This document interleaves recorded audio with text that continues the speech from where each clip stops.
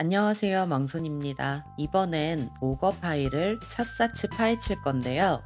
이걸 파헤치는 이유는 큰 그림을 그리기 위해서입니다. 중요한 포트폴리오에 쓸 목업이라면 직접 만들어야 경쟁력 있다는 건 알고 계실 텐데요. 막연하게 목업을 만들기에 앞서서 어떻게 구성됐는지 알아야 하니까 이 영상을 처음부터 끝까지 보시길 바래요. 파일은 아래 링크에서 다운로드 해주시고요. 제가 몇백 가지 파일을 봤는데 그중 가장 깔끔한 고퀄 파일이라 이걸로 정했거든요. 여러분이 목업을 제작하게 되면 이 파일을 참고해 보세요. 그럼 파일을 살펴볼게요. 그룹 컬러에 눈을 끄면 대략 어떻게 구분됐는지 볼 수 있는데요. 메탈 컬러 폴더엔 캔 끝부분 작업이 들어있고요. 눈을 껐다 키면 위아래 컬러 바뀌는 거 보이시죠? 메인 레이어스 폴더엔 캔 바디 영역 작업이 들어있습니다.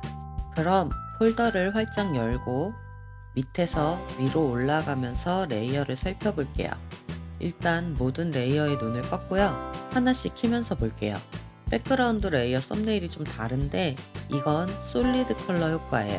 썸네일을 더블 클릭하면 컬러 피커 창이 뜨는데 이게 뜨는 건 뭐다? 색을 바꿀 수 있다. 너무 좋죠? 좋은 건 함께 알아야 하니까 적용법을 알려드릴게요. 레이어스 패널 아래에 반달 그림을 눌러 맨 위 솔리드 컬러 항목을 누르면 적용됩니다. 참 쉽죠잉? 섀도우 레이어는 제품 밑에 깔리는 배경 그림자고요. 여기서 우리가 봐야 할 건 레이어스 패널 상단의 블렌딩 모드와 오퍼시티입니다.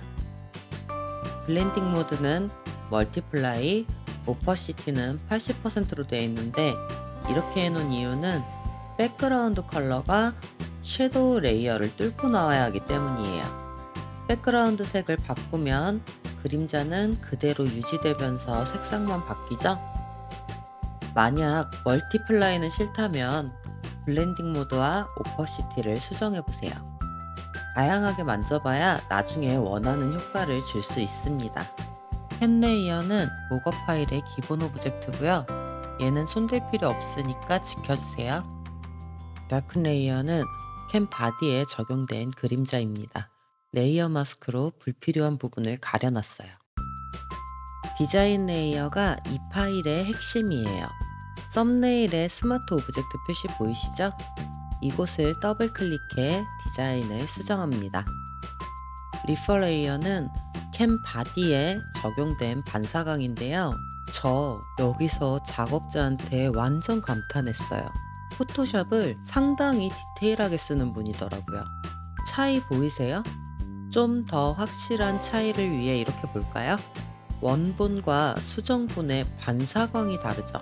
설정값이 같아도 이렇게 다른 이유는 클리핑 마스크를 씌운 레이어의 위치 때문이고요. 제가 여기서도 짧게 얘기했었는데 효과가 적용된 레이어 위에 클리핑 마스크를 적용하면 하위 레이어 효과가 상위 레이어에 중첩됩니다. 하지만 레이어를 그룹핑해 클리핑 마스크를 적용하면 폴더 속 레이어 효과는 그대로 보여지면서 상위 레이어에는 영향을 주지 않습니다. 폴더에 적용된 효과가 없다는 전제하에 말이죠. 컬러 레이어는 캔의 끝 영역이고요. 솔리드 컬러예요. 여기에도 레이어 마스크가 있죠. 리플렉션 레이어는 캔의 끝부분 반사광이고요. 블렌딩 모드는 스크린을 적용해서 메탈 특유의 반사광을 살리면서 밑색을 자연스럽게 투과시켰습니다. 디자인 레이어는 눈을 켜도 차이가 없는데요. 오퍼시티가 0이라 그래요. 아주 쓸모있는 애니까 절대 삭제하지 마세요. 그럼 얘는 왜 여기 나와 있을까요? 얘는 수정 전용 스마트 오브젝트고요. 여기에 이 레이어가 나와 있다면 폴더 속을 찾아 헤맬 필요가 없습니다. 제가 왜 이 파일을 추천하는지 아시겠죠? 이 파일 작업자는 정말 섬세하고 배려가 넘치는 분이세요. 영상을 꼼꼼히 봤다면 정리력 떨어진 목업을 만나도 얼마든지 입맛에 맞게 수정할 수 있을 거예요. 그리고 이곳에 스마트 오브젝트에 대한 자세한 설명이 나와 있으니까 꼭 참고하시길 바라며 오늘도 모두 즐겁고 쉬운 포토샵 하세요. 안녕.